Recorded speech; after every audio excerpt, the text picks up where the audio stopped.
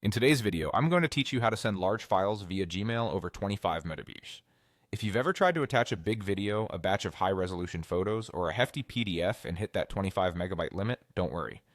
Gmail has a built-in easy solution that works seamlessly with Google Drive, and it requires almost no extra effort on your part. Here's how it works behind the scenes. Gmail allows traditional attachments up to 25 megabytes. Anything larger is automatically uploaded to your Google Drive and shared as a secure link inside your email.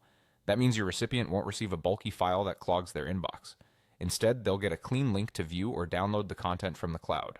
It's fast, reliable, and preserves quality without forcing you to compress or split files. To use it on a desktop, start by composing your email like you normally would. Click the paperclip icon to attach a file, then choose the large file from your computer.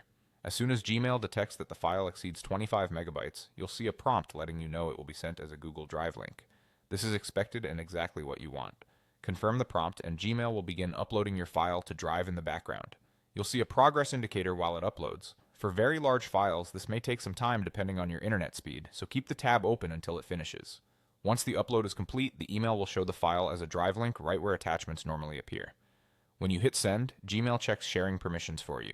If the recipient doesn't currently have access, Gmail will suggest the appropriate access level so they can open the file. Simply approve that prompt, and the email goes out with the correct permissions applied.